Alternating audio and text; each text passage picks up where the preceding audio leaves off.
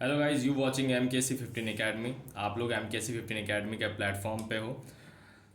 जैसा कि आप लोगों को पता है, NOU में अभी बहुत सारे रिजल्ट आए हैं, बहुत सारे पेपर्स के, बहुत सारे स्ट्रीम्स के।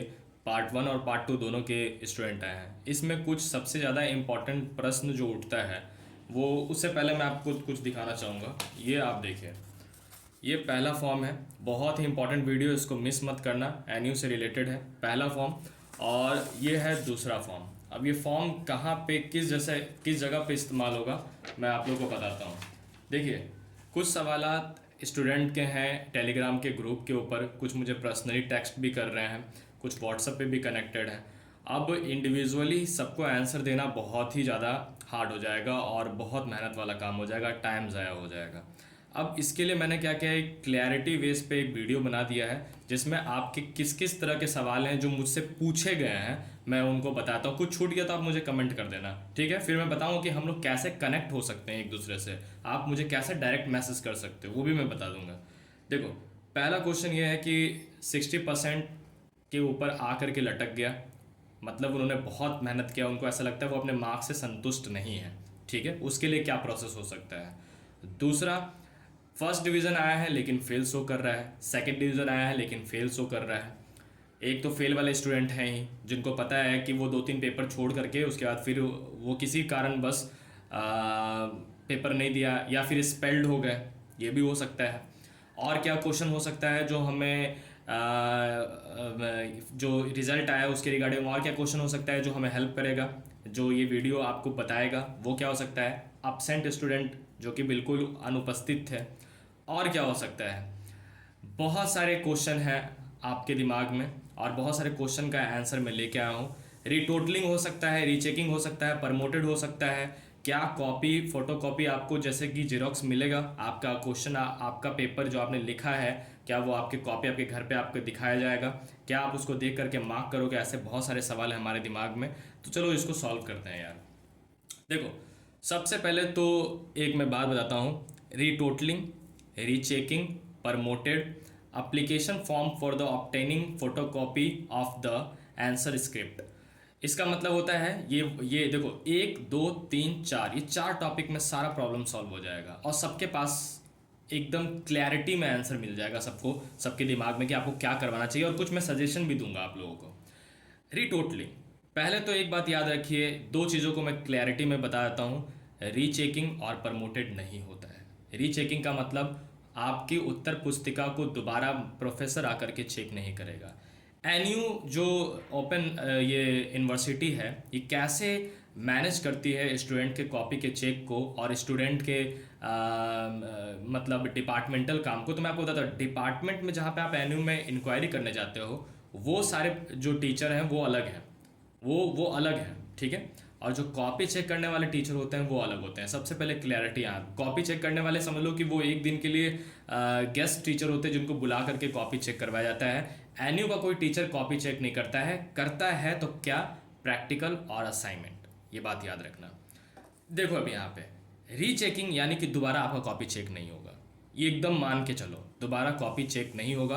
प्रमोटेड पहले होता था, लेकिन कोविड के बाद से प्रमोटेड का सुविधा खत्म हो चुका है। अब ये प्रमोटेड होता क्या था, जैसे कि मान लो कि आपके किसी एक पेपर में, 2 पेपर में, 3 पेपर में, कम से कम 3 पेपर में, अगर 3 से ज़्यादा नहीं, तो इसमें क्या होता था कि आप अपने सेशन वाले के साथ, सेकंड ईयर, सपोज अगर आपका सेशन 19 से लेकर के 20 है, एक साल वाला या 2 साल वाला, चलो मान लेते हैं 19 से लेकर के 19 से 20, 20 से 21, 19 से 21 सेशन है। 19 से 21 वाला पार्ट 1 में आप फेल हो गए, ठीक है, तो आप पार्ट 2 वाला एग्ज़ाम दे सकते हो अपने ही सेशन के बंदों के साथ, ठीक है। सिर्फ आपको पार्ट 1 का एग्ज़ाम अगले सेशन से प्रमोटेड एग्ज़ाम कंडक्ट करवाया जाएगा, उसमें आप इंडिविजुअल पेपर दे करके क्लियर। इससे आपका ईयर ख़राब नहीं होता था, इससे आपका साल ख़राब नहीं होता था। लेकिन यहाँ पे अभी क्या हो रहा है, प्रमोटेड ख़त्म हो चुका है, जिसके कारण होगा क्या, इसके कारण ये होगा कि आपका सेशन ही चेंज हो जाएगा, यानी कि 19 से 21 का जो सेशन था, अब वो 20 से 22 का सेशन बन जाएगा। आई होप ये क्लियर हो चुका है। प्रमोटेड नहीं होता है। रीचेकिंग, आपका कॉपी रीचेक नहीं होगा, इसमें आप कुछ भी कर लो, कितना भी पैसा, कितना भी सोर्स लगा लो, रीचेकिंग नहीं होता है, कोई फ़ायदा नहीं होता है करवा करके भी, क्योंकि कोई प्रोसेस है भी नहीं। प्रोसेस के नाम पे रीचेकिंग का एक वर्ड यूज़ किया गया है, लेकिन कॉपी रीचेक नहीं होता है। अगर मास्टर, एकदम मैं क्लैरिटी में बता रहा हूँ, क्लैरिटी मतलब एकदम 100% क्लैरिटी, अगर टीचर ने आपके 100 में से रेड पेन लगा करके 0 लिख दिया है, तो ये टीचर की डिग्निटी के खिलाफ है कि आप उसके जांच के सवाल के ऊपर सवाल उठा रहे हो। तो ऐसा हो ही नहीं सकता है कि जो प्रोफेसर चेक करके चला गया है और उसने 0 बिठा दिया तो फिर बिठा दिया है, सही कॉपी में भी बिठा दिया तो बिठा दिया है। अब आप बोलोगे कि सर ये तो इलॉजिकल वाली बात हो गई, तो हाँ भाई, ये इलॉजिकल है। जो प्रोसेस है, मैं नहीं चाहता कि आप एनु, बहुत सारे स्टूडेंट, देखो यार बहुत सारे स्टूडेंट हैं मेरे को पता है 2000 के अप्रोक्स, और बाकी सारे ग्रुप और बहुत सारे स्टूडेंट व्हाट्सएप पे, इंस्टाग्राम पे, ठीक है, कुछ पर्सनली फ्रेंड्स भी हैं। अब वो लोग दूर दूर से, कुछ रांची, धनबाद और कहाँ कहाँ से, वो लोग कहाँ कहाँ पे भटकेंगे यार। इसलिए मैं क्लैरिटी बताता हूँ कि कोई फ़ायदा नहीं होगा। रीचेकिंग जैसा कोई प्रोसेस एनयू के अंदर में नहीं होता है, आपका कॉपी दोबारा चेक नहीं होगा।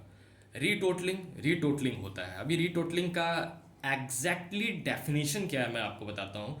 रीटोटलिंग का डेफिनेशन यह है कि मास्टर से हो सकता है कि कॉपी चेक करने में नंबर काउंट ना हुआ हो, मतलब 2 + 2 4 और 2 ऐड करते हैं तो 6 हो जाता है। सपोज वो 2 भूल गया ऐड करना और आपको 4 ही नंबर दे दिया, 2 नंबर ऐड नहीं है, तो रीटोटलिंग होगा। लेकिन रीटोटलिंग में मास्टर ये नहीं है कि आपको, अरे इसने तो बहुत अच्छा लिखा था, ये तो मैं गलती से भूल गया, चलो इसको 10 नंबर दे देता हूँ। ऐसा नंबर नहीं बढ़ सकता है।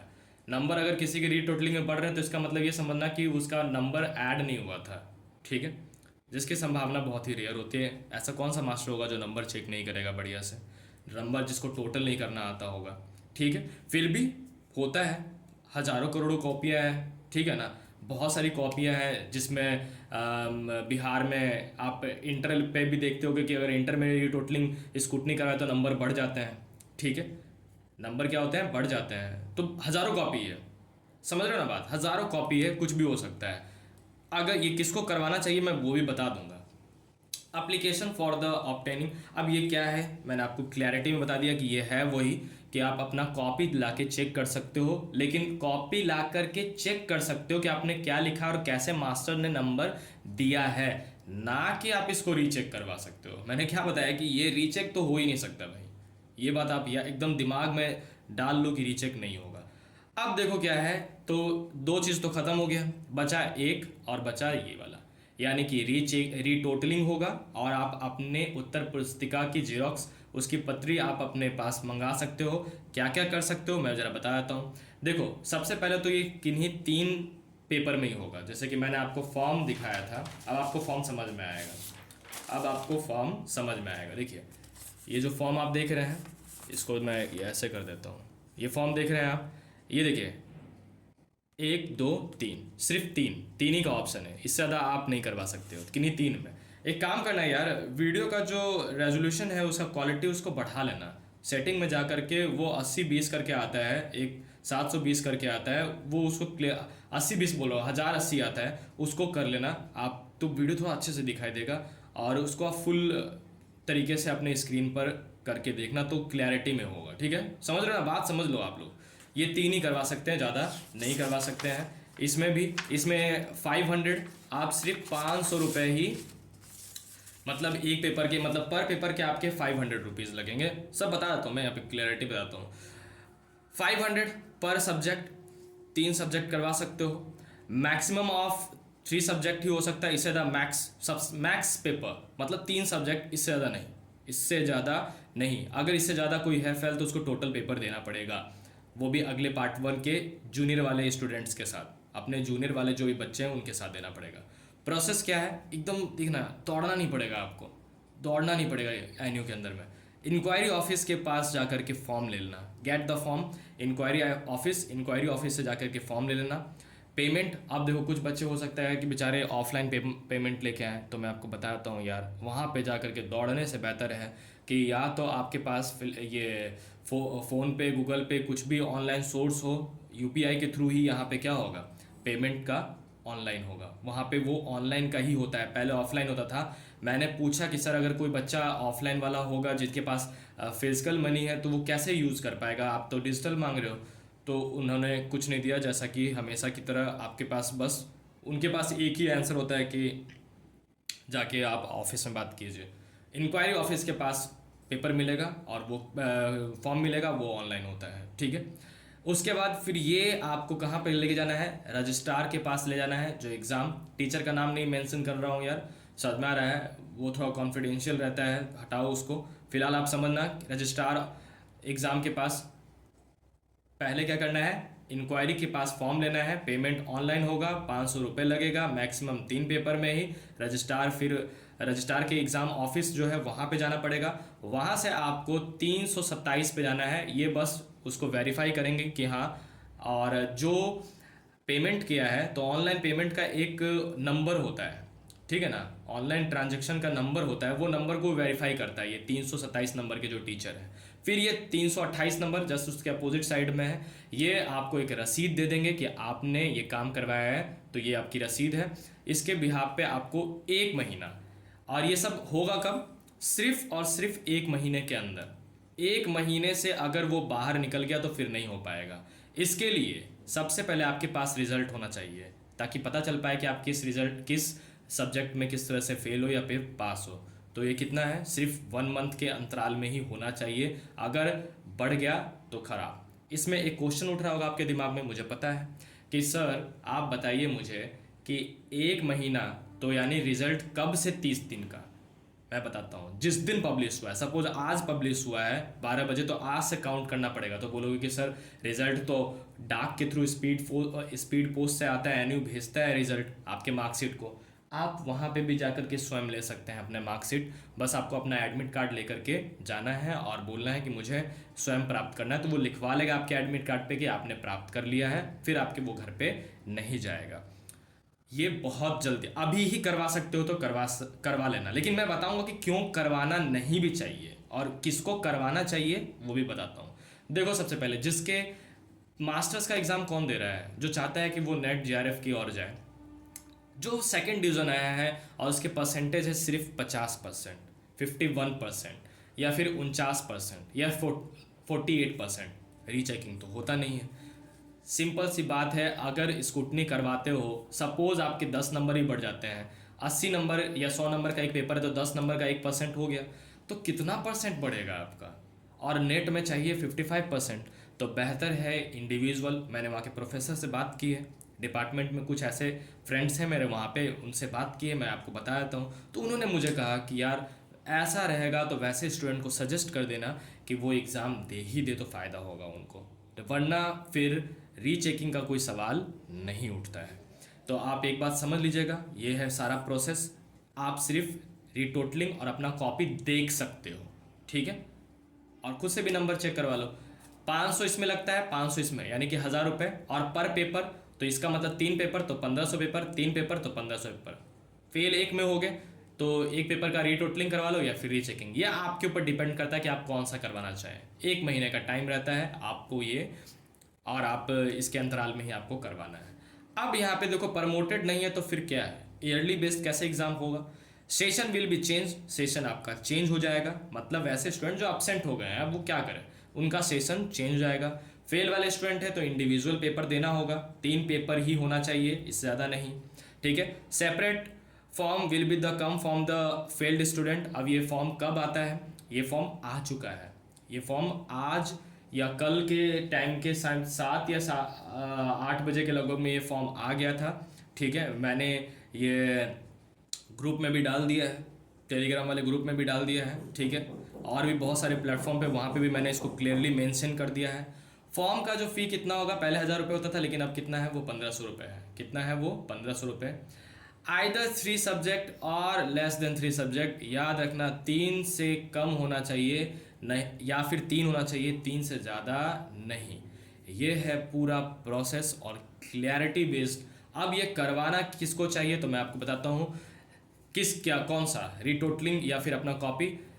जिन्होंने बाकी सारे सब्जेक्ट्स में, बाकी सारे इंडिविजुअल पेपर में, सॉरी सब्जेक्ट बोल रहा हूँ, बाकी सारे पेपर में 60 के अप्रॉक्स लाया हो, 60 के अप्रॉक्स, या फिर जिसको अपना नंबर बढ़वाने का ऐसा लग रहा हो कि मैंने बहुत मेहनत किया था लेकिन मेरे नंबर कम आए हैं, जिनके 65% हो, उनके लिए बेस्ट है। सेकंड डिवीज़न वाले जो 40% 50% के पास अटके हुए हैं उनके लिए मुनासिब नहीं होगा। आप घाटे में चले जाओगे, आपका पैसा बर्बाद हो जाएगा। और फिर फॉर्म भी आ चुका है, फिर फॉर्म भी आ गया है, 1500 यहाँ रुपये लगेगा आपका। अगर मान लो 3 सब्जेक्ट में फेल हो तो 1500 उधर, फिर 1500 इधर, 3000 रुपये ख़त्म हो जा रहा है आपका। तो बेहतर है कि 1500 रुपये दे करके आप उसके पेपर की अच्छे से तैयारी कर लीजिए और उसका एग्ज़ाम दे लीजिए। अब एक और सवाल, मैंने स्टार्टिंग में कहा था कि अगर असाइनमेंट में फेल है या फिर थ्योरी में फेल है तो क्या। जैसे मान लेते हैं कि पेपर 1 में असाइनमेंट और थ्योरी है और पेपर 2 में प्रैक्टिकल और थ्योरी है। प्रैक्टिकल में फेल यानी कि टोटल एग्ज़ाम देना पड़ेगा। कौन सा? टोटल पेपर 2 देना पड़ेगा, ना कि टोटल 8 पेपर। मतलब कि आपको थ्योरी भी देना पड़ेगा, प्रैक्टिकल भी देना है। दोनों में से किसी में भी फेल हो, आपको वो इंडिविजुअल पेपर पूरा देना पड़ेगा। समझ में आ रहा है? वहाँ एक्सक्लूड नहीं होगा, इंक्लूड होगा, प्रैक्टिकल और असाइनमेंट। किसी को कोई भी प्रॉब्लम है तो कृपया कर करके आप कमेंट करो, ठीक है। और अगर आप मुझसे चाहते हो पर्सनली कनेक्ट होना, समझ में आ रहा है, इंडिविजुअल सवाल आप मुझसे पूछना चाहते हो कि हाँ इसके बावजूद भी नहीं समझ में आ रहा है, तो यहाँ पे मैं कुछ सोशल मीडिया अकाउंट्स को आपको शेयर कर देता हूँ, ठीक है। फाइनली तो मैं चाहता था कि आप लोग मतलब जो भी मेरे से पहले कनेक्टेड टेलीग्राम, वो तो मुझसे कनेक्ट हो जाए। लेकिन सपोज़ ऐसे स्टूडेंट जो अभी ऑनलाइन देख रहे हो यूट्यूब को और उनको समझ में नहीं आया क्योंकि उनके पास तो चैनल होगा नहीं, पहले से ऐड नहीं होंगे, MKC15 अकेडमी या फिर मनीष कुमार वर्ल्ड 15 इंस्टाग्राम, ये दोनों आईडी मेरी ही है, ठीक है। ऑफलाइन क्लासेस लेता हूँ मैं, ठीक है ना, ऑफलाइन क्लासेस लेता हूँ, ठीक है। मेरी क्लास चलती है ऑफलाइन, उसकी वजह से ऑनलाइन जो वर्क है वो मेरा बहुत ही अभी रेगुलर बेसिस पे नहीं है।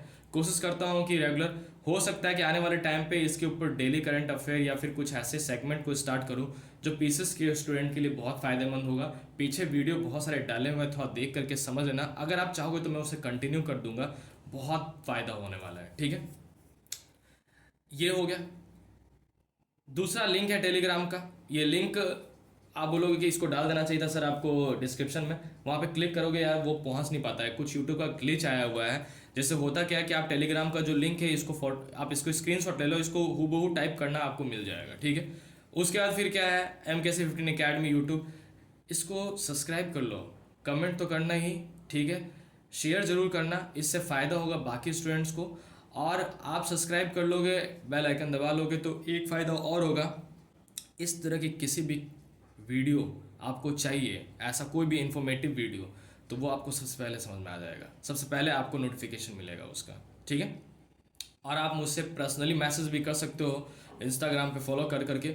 इससे होगा क्या, अकाउंट प्राइवेट किया हुआ है मैंने, ठीक है। ये वाला अकाउंट ओपन है, आप दोनों जगह रिक्वेस्ट भेज सकते हो, कोई प्रॉब्लम वाली बात नहीं। इससे फ़ायदा ये होगा कि आपका सवाल किसी और का सवाल से मैच होगा और उसके ऊपर अगर मैं वीडियो बना देता हूँ तो इससे सबको फ़ायदा होने वाला है, ठीक है। यानी आपका सवाल किसी के लिए बहुत ज़्यादा मददगार होगा। सवाल पूछने से बिल्कुल झिझकना मत, 25 बार पूछोगे 25 बार बताऊँगा, ठीक है। आप ये समझ के रखो। तो यहीं पर वीडियो को समाप्त करते हैं। और भी कोई सवाल हो या फिर किसी से कोई भी रिलेटेड कोई भी प्रॉब्लम हो, मुझे टेक्स्ट जरूर करना यार। Thank you.